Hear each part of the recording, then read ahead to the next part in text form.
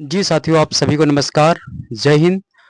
कैसे हो, कैसे चल रही है आप लोगों की प्रिपरेशन? आई होप आप सब लोगों की तैयारी अच्छे चल रही होगी और घर पर होंगे, स्वस्थ होंगे। ठीक है, तो फाइनली आज हमारी क्लास हमारी इंट्रोगेटिव के ऊपर है। ठीक है, यानी कि वॉइस चैप्टर चल रहा है, तो वॉइस की जो सीरीज चल रही है, वॉइस की सीरीज में ही हमारा ये इंट्रोगेटिव का टाइप है। ठीक है, तो चलिए इन्हीं में बात करते हैं कि इंट्रोगेटिव की टाइप इसके पहले हमने इसके इससे पहले जो टाइप हमने करवाई थी वो हमने करवाई थी अपर निगेटिव की। ठीक है, निगेटिव की जो जितनी भी टाइप थी वो हमने कवर कराई। उससे पहले हमने कवर कराई हुई है असर्टिव की। ठीक है, असर्टिव की अफर्मेटिव वाली जो कैटेगरी थी उसको हमने पूरा का पूरा सॉल्व कराया हुआ, यानी कि उस टाइप के जो क्वेश्चन होते हैं, यानी कि मैं बात करूं अफर्मेटिव के सेंटेंस होते हैं तो वो अफर्मेटिव के सेंटेंस किस तरीके से एक्टिव से पैसिव बनते हैं। ठीक है, मतलब जनरल स्ट्रक्चर बताया था। ठीक है, जो जनरल स्ट्रक्चर होते हैं उसके बेस पे बताया था कि ये जो इसके स्ट्रक्चर होंगे, इस बेस पे ऐसा क्वेश्चन दे रखा है तो उसको इसके अकॉर्डिंग बनाएंगे। ठीक है,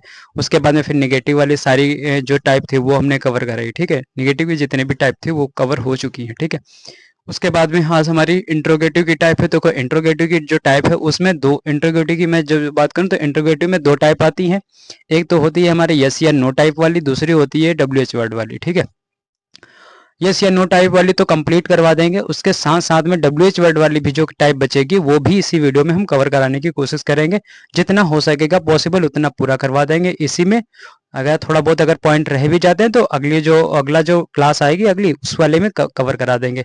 अभी तो बहुत हैं, इतने ज़्यादा टॉपिक नहीं बचे हुए, लेकिन इसके बाद में जैसे मॉडल एक्सिलरी वर्ब आ गई, उससे उसका पैसिव कैसे बनेगा, डबल ऑब्जेक्ट आते हैं उनका पैसिव कैसे बनेगा, उसके अलावा कुछ मिसलिनियस वाले क्वेश्चन होते हैं उनके पैसे कैसे बनते हैं।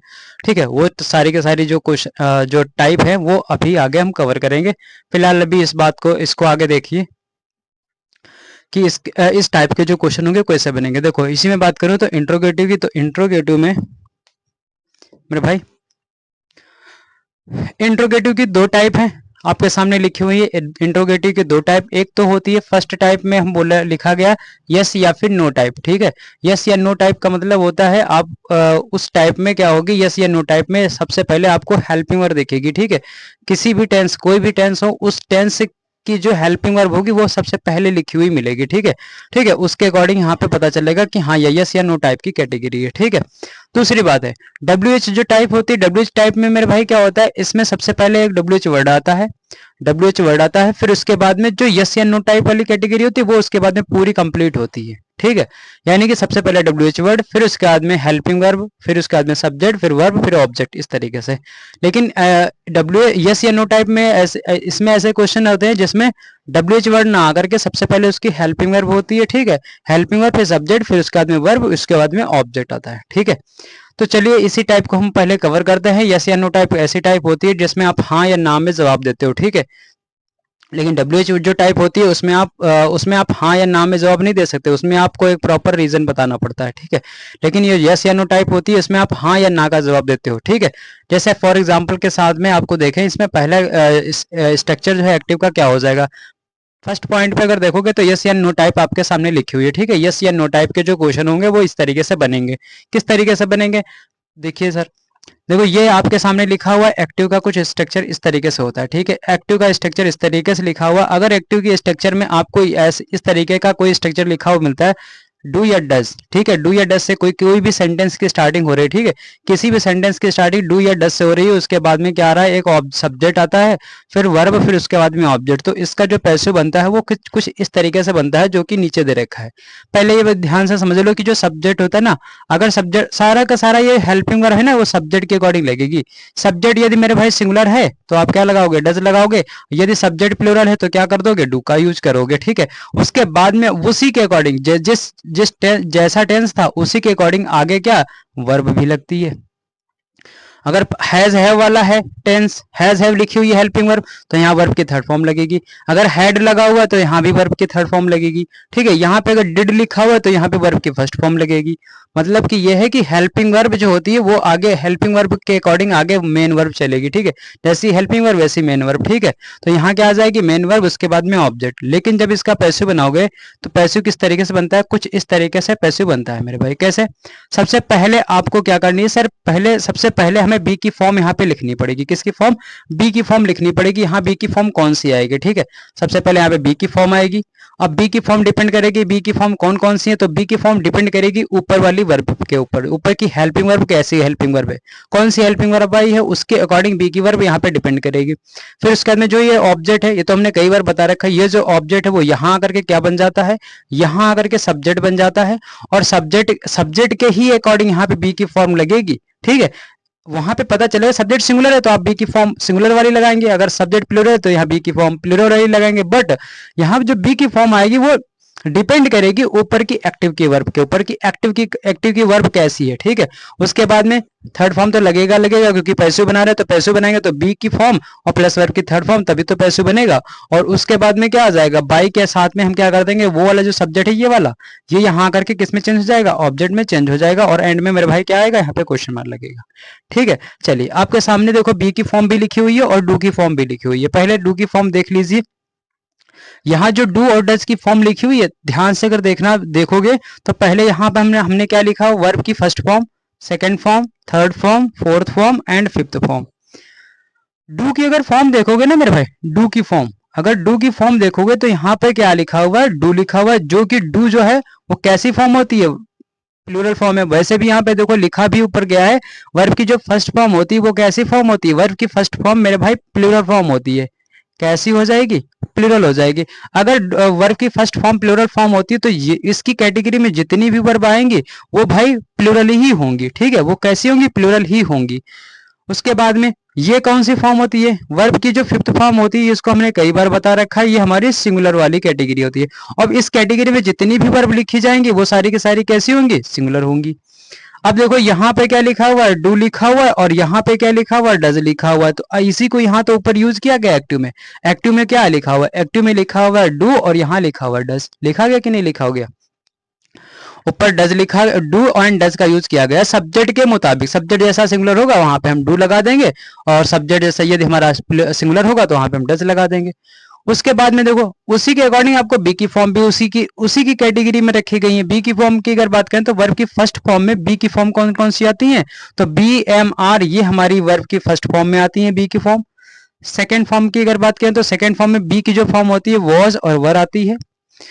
थर्ड फॉर्म में देखें तो थर्ड फॉर्म में बीन, और फोर्थ फॉर्म में बीइंग, और फिफ्थ फॉर्म में इज, ठीक है। अब ये हमने यहां तक पढ़ा। अब आपके सामने है एक क्वेश्चन, ठीक है। पहला बोला गया डू यू स्पीक तमिल, ठीक है। क्या आप तमिल बोल सकते हो, बोलते हो, ठीक है। क्या आप तमिल बोलते हो, तो ये क्वेश्चन दे रखा है डू यू स्पीक तमिल। अब यहाँ पे अगर देखोगे मेरे भाई तो ये जो यू है प्लूरल, इसी के अकॉर्डिंग यहाँ क्या आया है, यहाँ पे आया हुआ है डू। और डू कैसा है, अगर सब्जेक्ट प्लूरल है, यदि सब्जेक्ट प्लूरल है तो वर्ब भी प्लूरल आएगी कि नहीं आएगी, तो सब्जेक्ट प्लूरल तो वर्ब को भी प्लूरल आना पड़ेगा। देखो अब यहाँ क्या लिखा हुआ है, डू लिखा हुआ, तो डू क्या है, डू तो सर प्लूरल फॉर्म है, प्लूरल फॉर्म है। यहाँ तो सब्जेक्ट भी तो प्लूरल ही है। तो इसी के अकॉर्डिंग ऊपर जैसी डू की फॉर्म लिखी हुई है, डू की फॉर्म प्लूरल फॉर्म है, तो इसी की फॉर्म वाली आपको यहाँ लिखना है, यानी कि उसका जब पैसिव बनाना है तो डू की यहाँ पे फॉर्म लिखी हुई है प्लूरल फॉर्म, तो बी की फॉर्म भी यहाँ पे आनी चाहिए, या फिर प्लूरल या फिर सिंगुलर।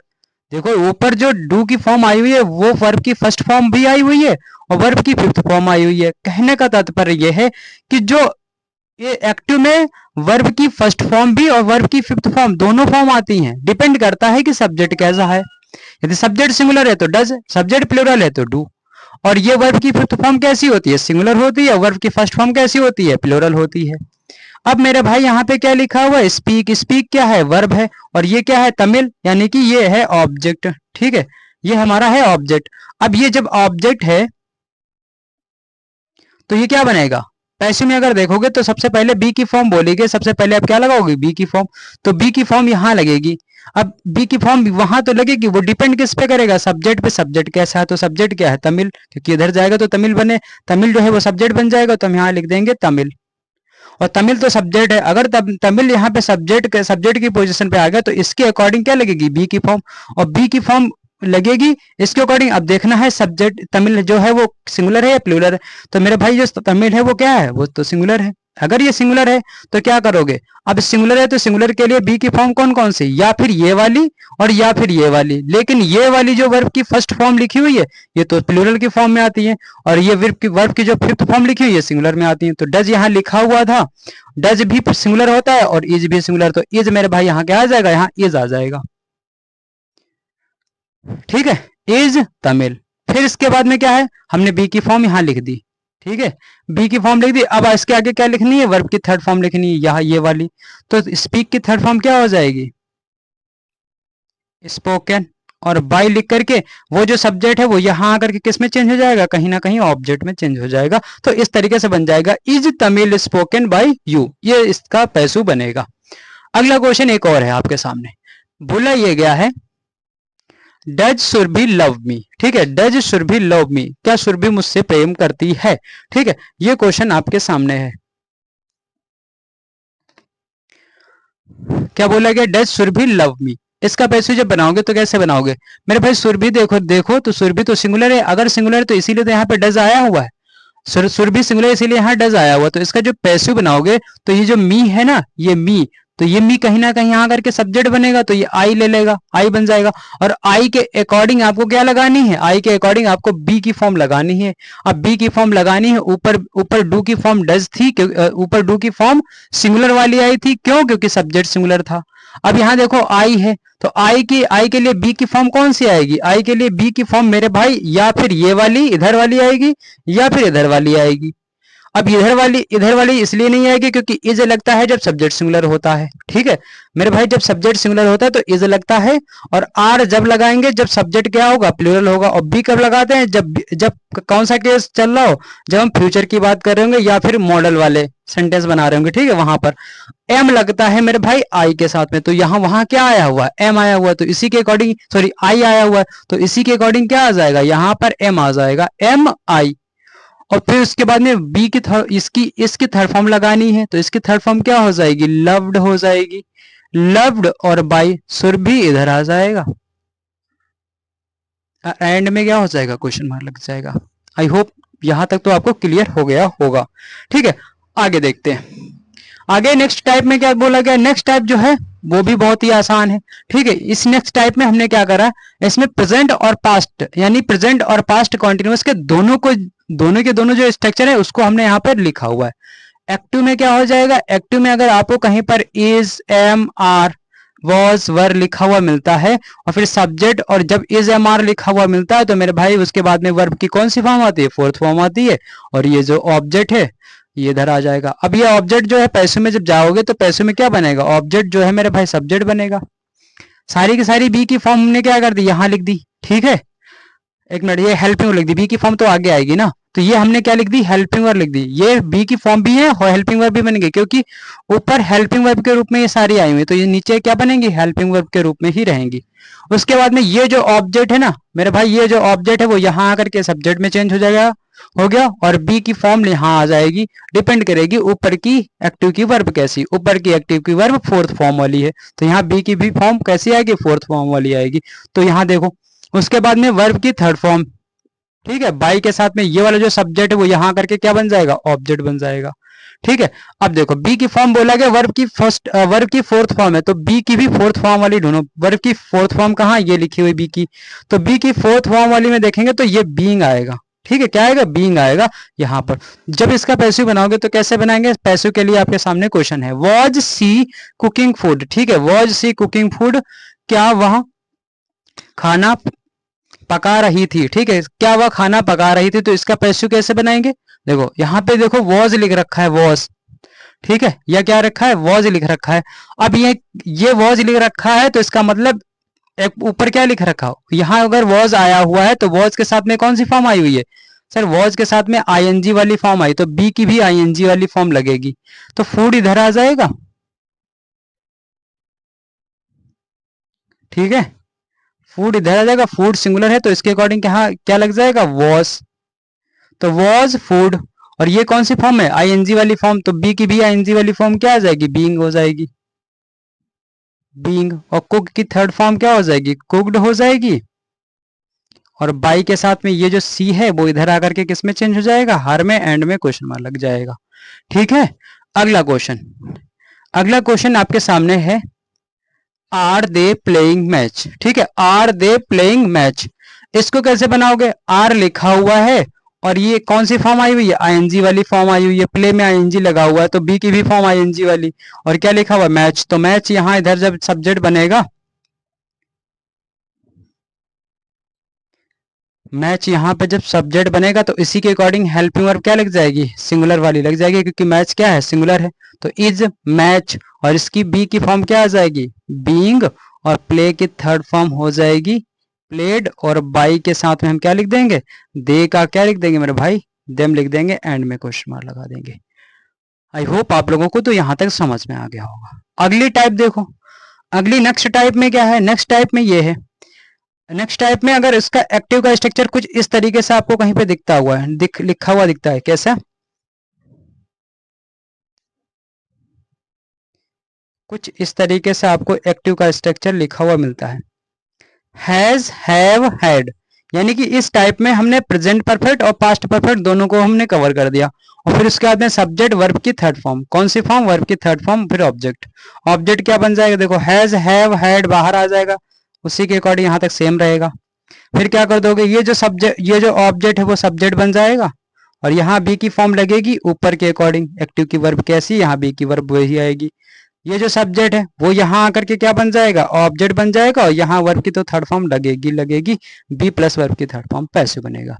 क्वेश्चन आपके सामने, दो क्वेश्चन है, इनको जरा वीडियो को पॉज करके फटाफट बना के दिखाओ कैसे बनेंगे। ठीक है, इसके लिए प्रैक्टिस के लिए टेलीग्राम पे क्वेश्चन भेज देंगे, वहां से कर लेना। ठीक है, हैज ही प्लेड क्रिकेट, बोला गया हैज ही प्लेड क्रिकेट, इसका पैसिव कैसे बनेगा, हैज ही प्लेड क्रिकेट, तो हैज का तो हैज ही यहाँ रहेगा। ठीक है, क्यों, क्योंकि ये क्रिकेट जो है वो इधर आकर के सब्जेक्ट बनेगा, और क्रिकेट जो है वो सिंगुलर है, इस वजह से यहाँ मेरे भाई हैज आ जाएगा, और ये जो क्रिकेट है वो इधर आ जाएगा, हैज क्रिकेट, और ऊपर वर्ब की कौन सी फॉर्म है, ये थर्ड फॉर्म, तो बी की थर्ड फॉर्म क्या होती है, बी की थर्ड फॉर्म मेरे भाई बीन होती है, देखो लिखी हुई है, तो यहाँ क्या आ जाएगा, बीन, और इसकी तो थर्ड फॉर्म कंपलसरी है, बनेगी प्लेड, बीन प्लेड, और बाई के साथ में ये जो ही लिखा हुआ यहाँ आकर के इसमें चेंज हो जाएगा, हिम में, एंड में क्वेश्चन मार्क। अगला question, had should be read the newspaper, newspaper क्या है, ऑब्जेक्ट है, ये क्या है, वर्ब है, कैसी वर्ब है, थर्ड फॉर्म, कैसे पहचाना, सर रीड की तीनों फॉर्म एक ही जैसी होती हैं, रीड, रेड और रेड, रीड, रेड, रेड, तो वर्ब की फर्स्ट फॉर्म, वर्ब की V2 फॉर्म, वर्ब की थर्ड फॉर्म। अब ऐसे पहचानना, ऐसे पहचान लगा पाना बड़ा ही मुश्किल है, कि अगर हम रीड की तीनों फॉर्म यहाँ लिख दिए, रीड, रीड, रीड, अब ये भी रीड है, ये भी रीड है, ये भी रीड लिखा हुआ है, और हमें पता है कि हम कैसे पहचानेंगे कि सर ये वर्ब की थर्ड फॉर्म है या वर्ब की V2 फॉर्म है। देखो, यदि वर्ब की सेकंड फॉर्म होगी तो मेरे भाई इसके साथ में कोई हेल्पिंग वर्ब नहीं आएगी, डायरेक्ट मेन वर्ब आई हुई है, मेन वर्ब, और सब्जेक्ट यदि हमारा सिंगुलर है, ठीक है, वो इसमें ये भी रहता है, देखो अगर सिंगुलर ये प्रेजेंट में आया हुआ है तो ऐसे लगेगा सब्जेक्ट के मुताबिक, सब्जेक्ट यदि सिंगुलर होगा तो क्या करोगे, उसमें आप एस लगा दोगे, अगर सब्जेक्ट प्लूरल होगा तो उसमें एस नहीं लगेगा। और दूसरी बात ये क्या है, वो टाइम को फोकस कर रहा होगा, टाइम पे, कौन से टाइम पे, प्रेजेंट के टाइम पे फोकस कर रहा होगा, तो हम पहचान लेंगे कि वो कौन सी वर्ब लिखी हुई है, यानी कि रीड जो है वो प्रेजेंट के साथ में आई हुई है। लेकिन जब पास्ट में आएगा तो कैसे पहचानोगे, पास्ट में आएगा तो पास्ट के टाइम दे रखे होंगे, ठीक है, पास्ट के टाइम शो हो रहे होंगे, उसमें पास्ट के टाइम होंगे। दूसरी बात उसमें क्या होगी, उसके साथ में कोई हेल्पिंग नहीं होगी, जैसे इज, एम, आर, ठीक है, ऐसा कोई हेल्पिंग वर्ब नहीं होगी, ना वॉज वर्ब होगी। अगर वॉज वर्ब लिखा हुआ है, ठीक है, तब तो फिर वो पास्ट का है ही, वैसे भी पहचान लोगे। लेकिन अगर हेल्पिंग वर्ब कोई नहीं लिखी हुई है, डायरेक्ट ऐसे रीड लिखा हुआ है, जैसे लिखा हुआ सी, ऐसे मान लो, सपोज करो मैं आपके सामने एक एग्जांपल लिख दूं, मैंने लिखा सी रेड अ बुक, ठीक है, ऐसे लिखा हुआ। अब इसको कैसे पहचानोगे, इंडिफिनिट का है या ये प्रेजेंट इंडिफिनिट का है या पास्ट का इंडिफिनिट का है। तो अगर ये प्रेजेंट इंडिफिनिट का होता तो क्या लिखा होता, सब्जेक्ट सिंगुलर है तो वर्ब को भी सिंगुलर बनाना पड़ेगा, और वर्ब को सिंगुलर बनाते कैसे, एस लगा करके। इसका मतलब सर सब्जेक्ट सिंगुलर है तो इसमें एस नहीं लगा, अगर एस लगा दोगे तो, अगर एस नहीं लगा है तो इसका मतलब ये सेंटेंस अभी भी सही है, ये मैं सोच लेना कि सब्जेक्ट सिंगुलर है तो वर्ब में एस नहीं लगाया गया। क्यों नहीं लगाया गया? वो इसलिए नहीं लगाया गया क्योंकि ये टेंस जो है वो पास्ट का है, क्योंकि सब्जेक्ट सिंगुलर है लेकिन वर्ब में एस एस नहीं लगाया गया, और वर्ब में एस एस नहीं लगाया गया। अगर वर्ब में एस एस लगा होता तो ये प्रेजेंट का होता, लेकिन ये कौन सा टेंस है? पास्ट का ही टेंस है। तो पास्ट का टेंस है तो कैसे पहचाना? क्योंकि इसमें ना ही एस या एस लगे, क्योंकि ये तीनों फॉर्म एक जैसी होती है रीड की। और ये जो थर्ड फॉर्म अगर होगी तो कैसे पहचानेंगे? थर्ड फॉर्म जो होगी वो इसको इस तरीके से पहचानेंगे, इसके पहले हेल्पिंग वर्ब लिखी होगी कहीं ना कहीं, हैज, हैव, या फिर हैज, या फिर क्या लिखा होगा? हैड। ठीक है, प्रेजेंट और पास्ट में। और फ्यूचर में जब जाओगे तो विल हैव, शैल हैव के साथ में फिर ये वाली वर्ब आएगी, तो हम पहचान लेंगे कि ये परफेक्ट की है। ठीक है, यानी कि वर्ब की थर्ड फॉर्म आई हुई है। ठीक है, इस तरीके से। तो ये वाला क्वेश्चन जो है, जब इसको पैसिव बना रहे तो कैसे बनेगा? ये भी कौन सा है? ये पास्ट परफेक्ट का है, क्योंकि हैड लिखा हुआ है, हैड के साथ में वर्ब की थर्ड फॉर्म आई है, क्योंकि हैड के साथ में वर्ब की थर्ड फॉर्म ही आती है। और यहाँ कौन सी फॉर्म है? ये भी थर्ड फॉर्म ही लिखी हुई है। तो ये इधर इधर जब आएगा सब्जेक्ट बनेगा तो द न्यूज़पेपर सिंगुलर है, तो इसके अकॉर्डिंग हैड सब। देखो अब दूसरी बात, हैड सभी के साथ में लगता है, सब्जेक्ट चाहे सिंगुलर हो या फिर प्लूरल हो, सभी के साथ में हैड ही लगता है, क्योंकि इसकी एक ही हेल्पिंग वर्ब होती है, वो होती है हैड, सब्जेक्ट सिंगुलर हो या प्लूरल हो। तो इधर इसको सब्जेक्ट बनाएंगे ऑब्जेक्ट को, तो इधर क्या बन जाएगा? Had the newspaper. ठीक है, हैड द न्यूज़पेपर, और इसकी बी की थर्ड फॉर्म आएगी बीन, और इसकी थर्ड फॉर्म बन जाएगी रेड, और बाई सुरभि, एंड में क्वेश्चन मार्क। ठीक है, आई होप यहां तक तो आपको क्लियर हो गया होगा। ठीक है, अब आगे चलते हैं, इसके आगे की जो टाइप बच रही है, आगे की जो इसके जो इंट्रोगेटिव यस या नो टाइप के जो क्वेश्चन और भी बच रहे हैं वो भी सॉल्व करते हैं। ठीक है, वो किस तरीके से करते हैं। ठीक है, देखते हैं।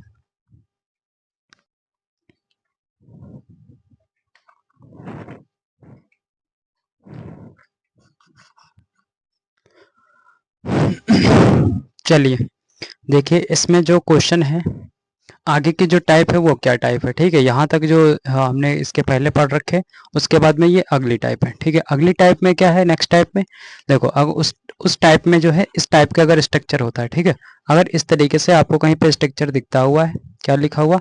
डिड, डिड के साथ में सब्जेक्ट, ठीक है, डिड और सब्जेक्ट नॉट, फिर वर्ब की फर्स्ट फॉर्म, फिर ऑब्जेक्ट। ठीक है, अगर डिड आया हुआ है कहीं पर सेंटेंस में, ऐसे कहीं पर यूज हुआ है डिड, तो उसका पैसिव जब बनेगा तो वो इस तरीके से बनेगा, कहीं ना कहीं बी की फॉर्म लगेगी। ठीक है, बी की फॉर्म लगेगी, फिर जो ये सब ऑब्जेक्ट था ना वो सब्जेक्ट में चेंज हो जाएगा। ये तो कई बार बता रहे हैं, लेकिन हर बार इतना थोड़ी हम आपको फोकस करेंगे, क्योंकि हर बार वही बता रहे हैं कि ऑब्जेक्ट सब्जेक्ट बन जाएगा और सब्जेक्ट यहाँ करके ऑब्जेक्ट बन जाएगा। ठीक है, और फिर उसके बाद में नॉट लग जाएगा, वर्ब की थर्ड फॉर्म बाई के साथ में, ये जो ऑब्जेक्ट है वो जो सब्जेक्ट है यहाँ करके ऑब्जेक्ट बन जाएगा। ठीक है, अब बी की फॉर्म ध्यान रखना, हर बार बी की फॉर्म। यहाँ कौन सा टेंस आया? डिड लिखा हुआ है। अब डिड जो है कौन सी फॉर्म है? ये डू की फॉर्म है ये, और डू की कौन सी फॉर्म है मेरे भाई? ये डू की फॉर्म जो ये वर्ब की V2 फॉर्म है। कैसी फॉर्म है? वर्ब की V2 फॉर्म है, यानी कि जो डिड है वो मेरे भाई वर्ब की V2 फॉर्म है। अगर ये डिड वर्ब की V2 फॉर्म है तो बी की भी V2 फॉर्म चाहिए।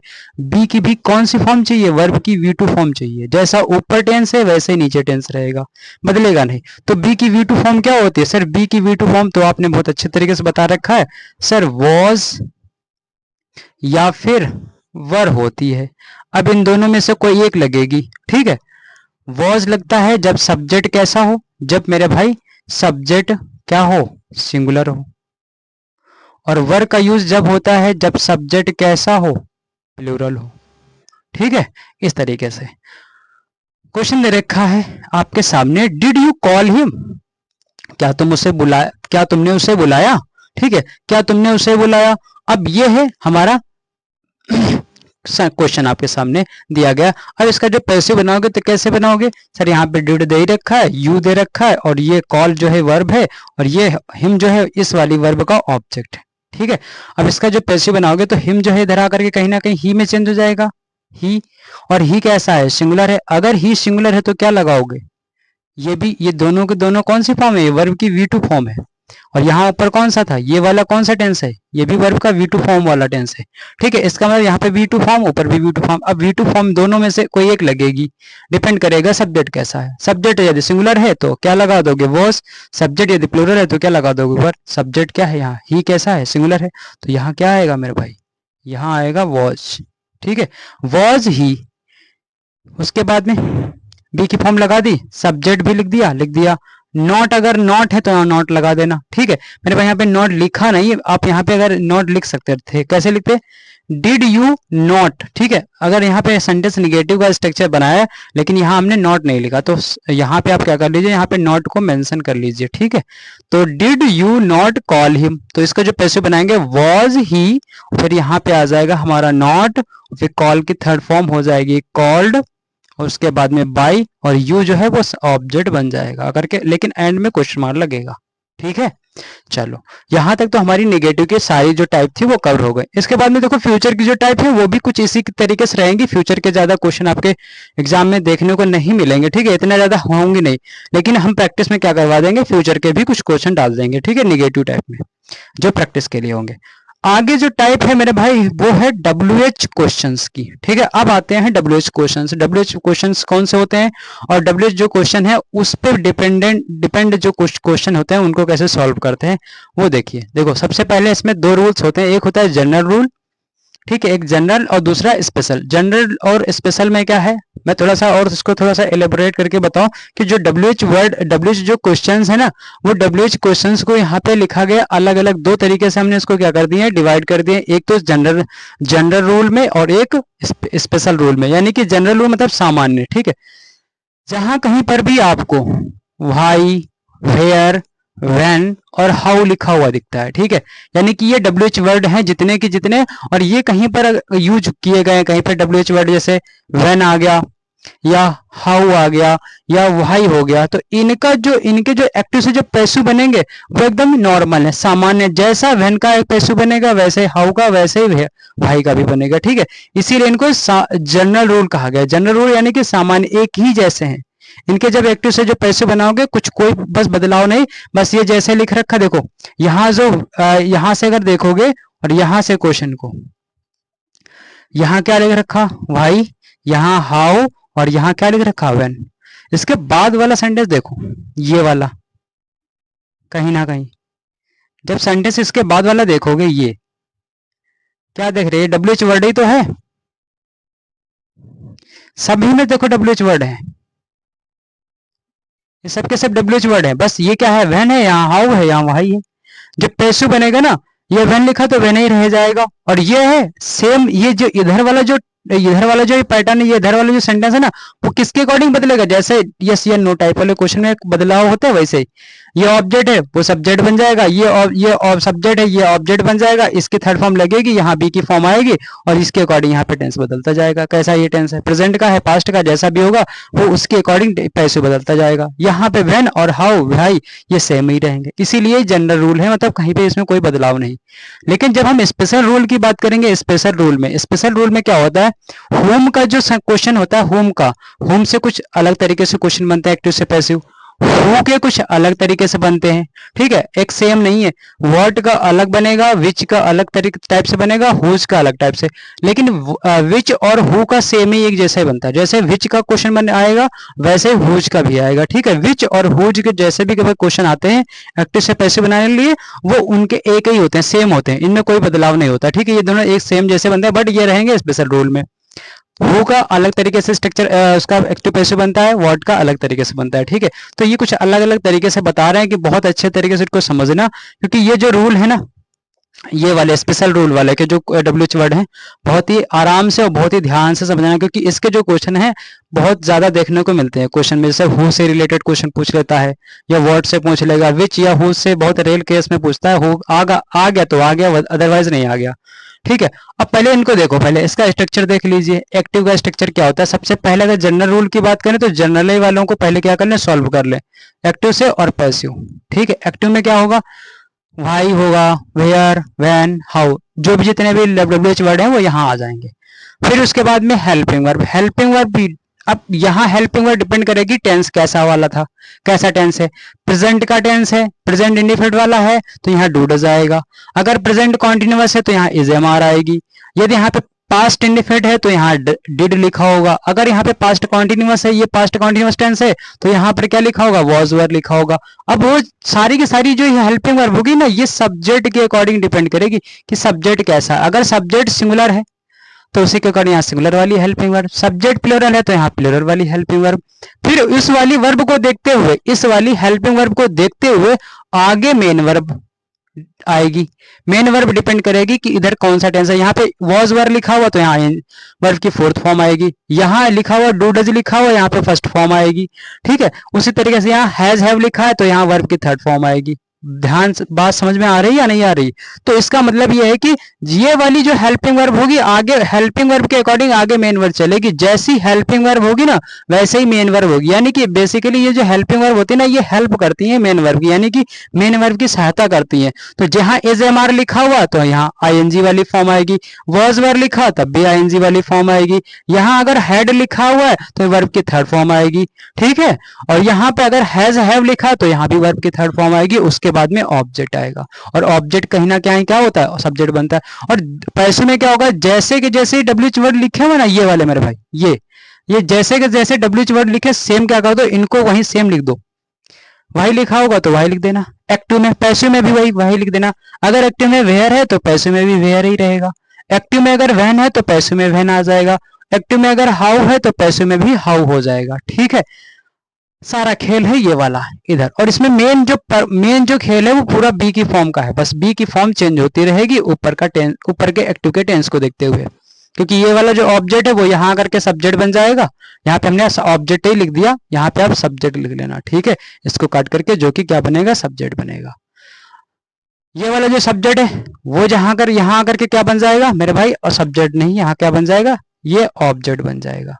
और इसकी थर्ड फॉर्म लगेगी किसकी, ये वाली जो ये जो वर्ब आई हुई है।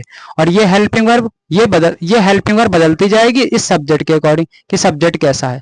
सब्जेक्ट सिंगुलर, जैसे यहाँ पे सब्जेक्ट सिंगुलर के अकॉर्डिंग यहाँ एक्टिव में हेल्पिंग वर्ब बदलती जाती है, वैसे पैसिव में भी हेल्पिंग वर्ब बदलती जाएगी सब्जेक्ट के अकॉर्डिंग। बी की फॉर्म यहाँ डिपेंड करेगी किसके अकॉर्डिंग, ऊपर की वर्ब कैसी आई हुई है। ठीक है, चलो अब क्वेश्चन देखो आपके सामने।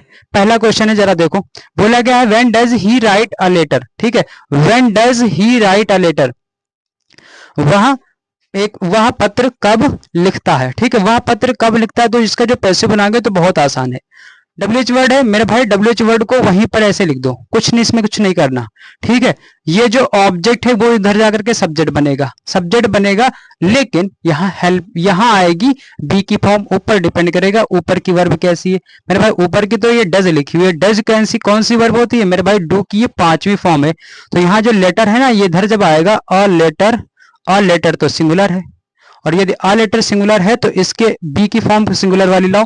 तो बी की सिंगुलर वाली फॉर्म क्या होती है सर, बी की सिंगुलर वाली फॉर्म जो होती है वर्ब की फिफ्थ फॉर्म में, अगर मैं बी की मैं बात करूं तो बी में जो सिंगुलर वाली होती है सर इज होती है। तो यहाँ क्या आ जाएगा मेरे भाई, इज आ जाएगा। ये कौन सी फॉर्म हो गई, वर्ब की फिफ्थ फॉर्म हो गई कि नहीं हो गई। और ये व्हेन लगा दिया, व्हेन वर्ब की फिफ्थ फॉर्म, ऊपर भी फिफ्थ फॉर्म थी, यहाँ भी फिफ्थ फॉर्म लगा दिया। क्यों, क्योंकि सब्जेक्ट सिंगुलर था इस वजह से। अगर यहाँ पे बाय द वे यहाँ पे सब्जेक्ट प्लूरल हो जाता तो यहाँ पे वर्ब की फर्स्ट फॉर्म आती। ठीक है, क्योंकि सब्जेक्ट प्लूरल है तो वर्ब भी प्लूरल ही आएगी आगे। उसके बाद में क्या करेंगे, उसके बाद में वर्ब की थर्ड फॉर्म, वर्ब की कौन सी फॉर्म, थर्ड फॉर्म। तो राइट की थर्ड फॉर्म क्या हो जाएगी, रिटर्न। ठीक है, वर्ब की थर्ड फॉर्म रिटर्न। उसके बाद में बाई के साथ में क्या लिख देंगे, ही का क्या हो जाएगा, यहाँ हिम हो जाएगा, एंड में क्वेश्चन मार्क लगा देंगे। ऐसे हाउ लिखा हुआ तो हाउ का तो सेम ही हाउ रहेगा। स्टूडेंट्स प्लूरल है तो उधर चला जाएगा, स्टूडेंट्स इधर आ जाएगा, तो स्टूडेंट्स इधर आ जाएगा।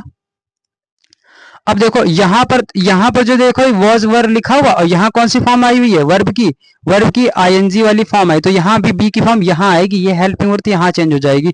तो ये जो सब्जेक्ट ये जो ऑब्जेक्ट है द स्टूडेंट इधर आ जाएगा, दो